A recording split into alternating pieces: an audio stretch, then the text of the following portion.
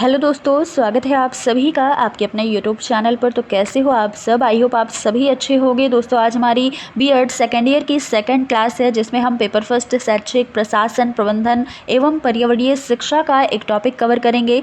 आज का हमारा टॉपिक होगा शैक्षिक प्रशासन के उद्देश्य क्षेत्र वाइज के सिद्धांत, यानी कि objective field and theories of educational administration. इसे हम बहुत ही डिटेल से इस क्लास में कवर करेंगे। आप सभी क्लास में एंड तक बने रहिएगा। और दोस्तों इसकी पहली जो क्लास हुई है उसमें हमने शैक्षिक प्रशासन के अर्थ को जाना है, परिभाषा और इसकी विशेषताओं को। तो अगर आप सब ने उस वीडियो को ना देखा हो तो ज़रूर देख लीजिएगा। तो चलिए स्टार्ट करते हैं, ज़्यादा देर न करते हुए इस क्लास को। सबसे पहले ये जानेंगे कि शैक्षिक प्रशासन के उद्देश्य क्या है। देखिएगा, ऑब्जेक्टिव ऑफ एजुकेशनल एडमिनिस्ट्रेशन, तो पहला उद्देश्य ये हो जाता है कि बच्चों के सर्वांगीण विकास के लिए उचित वातावरण की व्यवस्था करना। मान लीजिए आपको बच्चे का सर्वांगीण विकास करना है, पूरी तरीके से हर एक पक्ष का विकास करना है, तो उसके लिए आपको अच्छे वातावरण की ज़रूरत होगी। बच्चों को अच्छा वातावरण प्रदान करना होगा। तो यहाँ पर शैक्षिक प्रशासन का जो उद्देश्य है, यह उद्देश्य है कि वह बच्चों को उचित वातावरण की व्यवस्था करे और शिक्षा से संबंधित कार्यों को संपन्न करे। शिक्षा के क्षेत्र में कार्यरत व्यक्तियों की सहायता भी करता है शैक्षिक प्रशासन।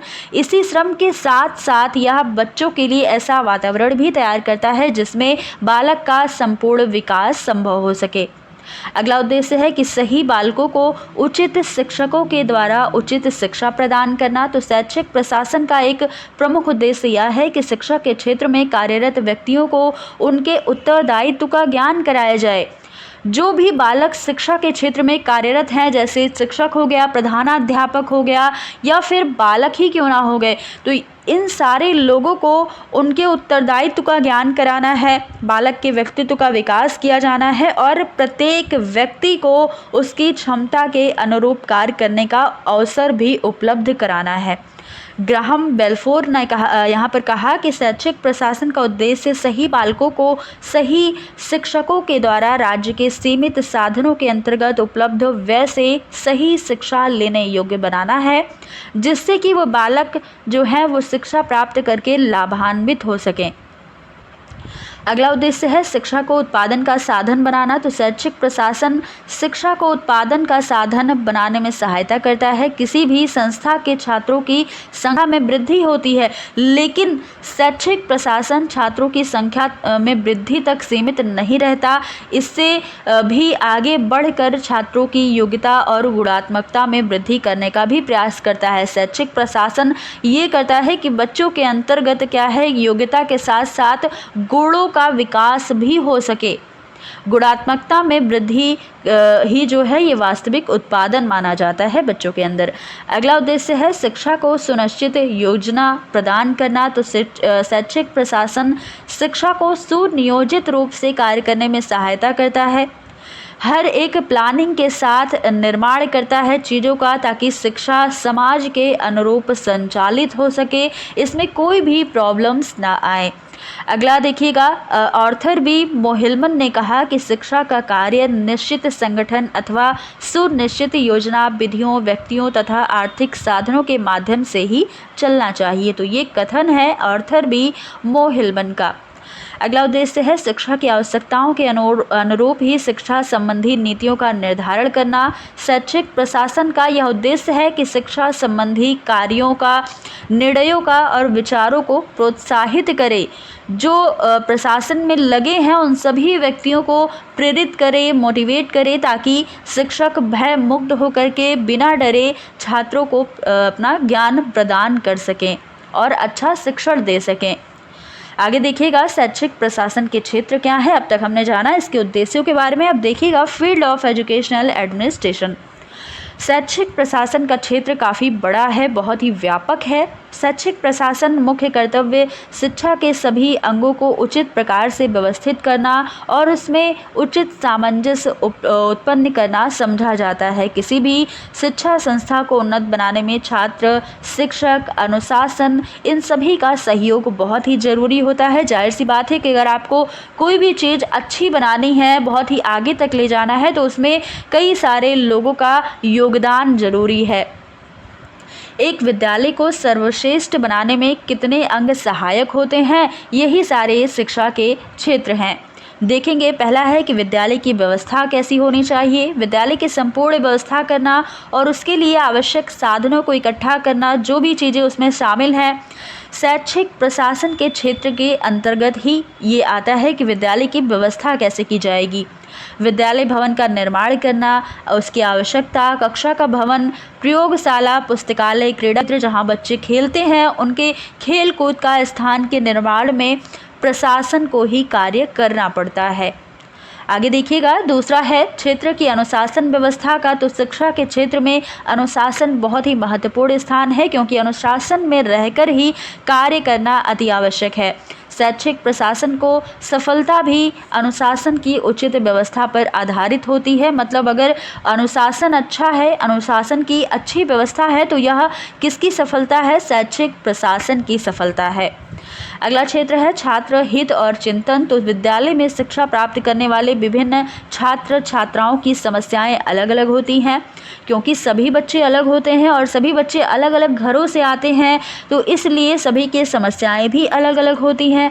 प्रतिभाशाली छात्रों के लिए उनकी छात्रवृत्ति, निर्धन छात्रों की शुल्क मुक्ति, छात्रावास की सुविधा प्रदान करना, पुस्तकीय व्यवस्था, ये सारे कार्य किसके अंग हैं? प्रशासन के अंग हैं।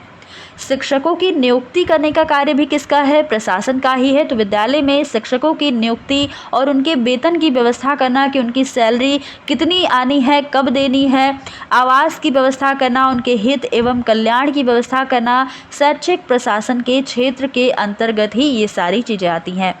शैक्षिक समस्याओं का निदान। तो विद्यालय में प्रतिदिन, देखिए यहाँ पर प्रतिदिन ही हो गया है, तो ये मिसप्रिंट है, आप इसे सही कर लेंगे, प्रतिदिन हो जाएगा। विभिन्न समस्याएं विद्यालय में आती रहती हैं। किसी भी विद्यालय में राजनीति से प्रेरित होकर के शिक्षकों की दलबंदी भी वातावरण को दूषित कर देती है। कुछ टीचर ऐसे होते हैं जो राजनीति से जुड़ जाते हैं, तो जब राजनीति से जुड़ जाएंगे तो विद्यालय का माहौल खराब हो जाएगा और विद्यालय में समस्याएं उत्पन्न हो जाएंगी। अनुभवहीन तथा शिक्षण में रुचि ना रखने वाले टीचर, जो टीचर ऐसे होते हैं जो उनको कोई मतलब रुचि ही नहीं है पढ़ाने में और बिल्कुल भी अनुभव नहीं है, तो ऐसे शिक्षक भी विद्यालय में समस्या उत्पन्न करते हैं। इन सभी समस्याओं का निदान करना, समस्याओं से उभर कर आना किसका कार्य है? शैक्षिक प्रशासन पर ये कार्य निर्भर करता है।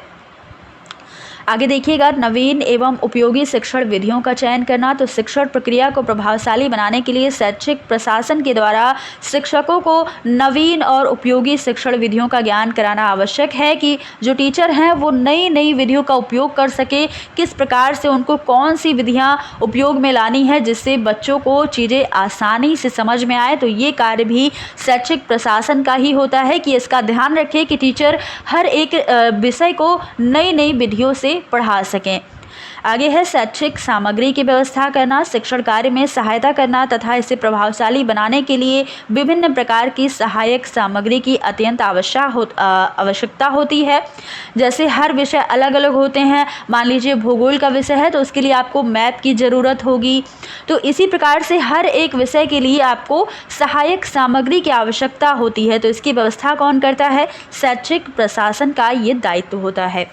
भौतिक तत्वों का संगठन करना, विद्यालय के संचालन में वित्त की व्यवस्था करना, प्रयोगशाला, पुस्तकालय, खेल का मैदान, इन सभी की व्यवस्था करना कार्य किसका है? शैक्षिक प्रशासन का ही कार्य है। आगे देखिएगा, निर्देशन एवं कार्यान्वयन। तो शैक्षिक प्रशासन को निर्देशन कार्य में कुशल होना चाहिए, निर्देश देना चाहिए, अच्छे निर्देश देना चाहिए। इसीलिए क्या बताया गया कि शैक्षिक प्रशासन को इस कार्य में कुशल होना चाहिए। इन निर्देशनों का उचित प्रकार से पालन करना भी प्रशासक की योग्यता पर निर्भर करता है, वो अच्छे से पालन करवा पाए इन सभी कार्यों का, निर्देशों का।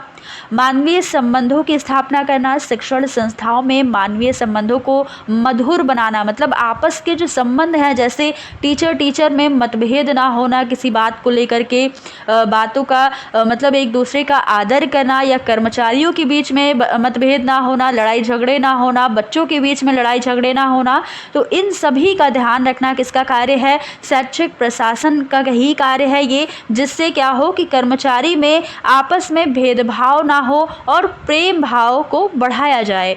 तो ये सारी चीज़ें की देखभाल करना किसका कार्य है? शैक्षिक प्रशासन का ही ये कार्य होता है। अब आगे देखिएगा, शैक्षिक प्रशासन के कुछ आधारभूत सिद्धांत हैं। Fundamentals of educational administration. पहला सिद्धांत ये है कि व्यक्ति की महत्ता का सिद्धांत। शिक्षा समूह जो है, शिक्षा समूह केंद्रित ना हो करके व्यक्ति केंद्रित होने चाहिए, इंडिविजुअल होनी चाहिए, जिसके लिए यह आवश्यक है कि शिक्षा के द्वारा व्यक्तियों के शारीरिक, मानसिक, भावात्मक और आध्यात्मिक तथा सौंदर्यात्मक गुणों का विकास किया जाए।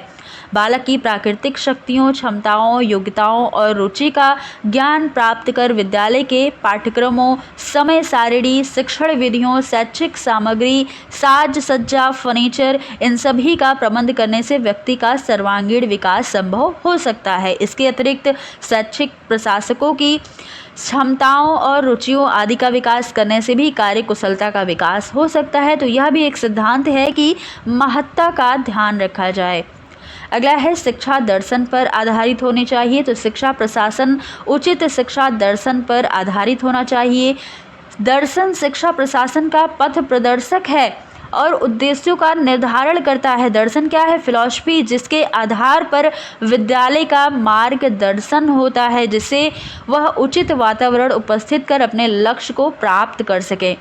अगला है, प्रजातांत्रिक व्यवस्था के अनुरूप सिद्धांत होना। तो शिक्षा का सारा कार्यक्रम तथा योजनाएं देश के ढांचे के आधार पर आधारित होती हैं। हमारा समाज जनतांत्रिक है, अतः शैक्षिक प्रशासन को समाज के राजनीतिक ढांचे के अनुरूप ही अपने हर एक कार्य को, हर एक नीति को, हर एक प्लान को बनाना चाहिए, ताकि योजनाएं सफल हो सके और देश और समाज को लाभ मिल सके। क्योंकि प्रजातांत्रिक है ये शिक्षा, जनतांत्रिक है, तो इसलिए हमें क्या करना है? ऐसी व्यवस्था करना है, ऐसे कार्यक्रमों को अपनाना है जिससे लोगों को उसमें कोई हानि ना हो और सभी का उसमें लाभ हो सके। तो ये सारी चीज़ें शैक्षिक प्रशासन का सिद्धांत होता है। आगे देखिएगा, क्षमताओं के अनुसार कार्य विभाजन का सिद्धांत। जिसकी जितनी क्षमता है उसे उतना कार्य दिया जाए, उतना उसको कार्य सौंपा जाए। तो इसका भी एक सिद्धांत है कि प्रजातांत्रिक समाज में सबसे कठिन कार्य क्षमता के अनुसार कार्य विभाजन कहलाता है। यदि इस कार्य को भली प्रकार से ना किया गया तो वह समाज, शिक्षा जगत में कभी भी प्रगति नहीं कर पाएगा। अतः शैक्षिक प्रशासक का सबसे महत्वपूर्ण कार्य ये होता है कि वह शिक्षा से रिलेटेड प्रधानाचार्य, टीचर, प्रबंधक आदि की क्षमता के अनुसार जितना कार्य कर सकते हैं, उनकी जितनी क्षमता है उतना कार्य उन्हें देना चाहिए, जिससे वे लोग अपने कार्य को बहुत ही रुचि से कर सके और उन्हें क्या हो कि वो अपने कर्तव्य को पूरा कर सके। तब क्या होगा? ये सारी चीज़ें संभव हो पाएंगी जबकि कार्य उनकी रुचियों, रुझान, योग्यता, क्षमताओं और उनके सम्मान के साथ साथ मान मर्यादा बनाए रखने वाला भी हो। ऐसा ना हो कि आप उन्हें ऐसा कार्य दे रहे हैं जिससे उनके सम्मान को ठेस पहुंच रही है, उनके मान मर्यादा जो है वो बिगड़ रही है। तो इसलिए आपको हर एक चीज़ को ध्यान में रख करके कार्यों का विभाजन करना है, लोगों को अलग अलग कार्य सौंपना है। तो ये चीज़ें होती हैं। आगे देखिएगा, संपूर्ण विद्यालय के विकास का सिद्धांत। स्कूल के प्रबंधकों का यह प्रमुख उद्देश्य होना चाहिए कि विद्यालय का विकास एकांगी ना होकर के सर्वांगीण हो।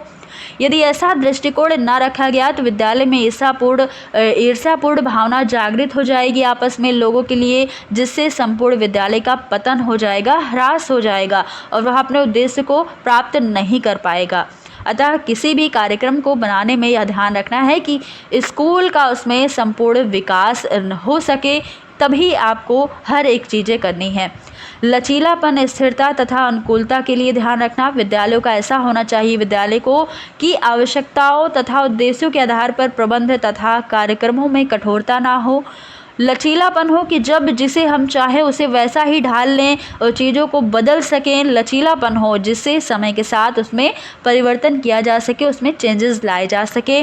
और ऐसा भी ना हो कि उसमें कोई स्थिरता ना हो, जब चाहा बदल दिया। तो बिल्कुल ऐसा भी ना हो कि जब मन करे उसको हम आए दिन चेंज ही करते रहें, वरन समय की अनुकूलता के साथ परिवर्तनशील होना चाहिए।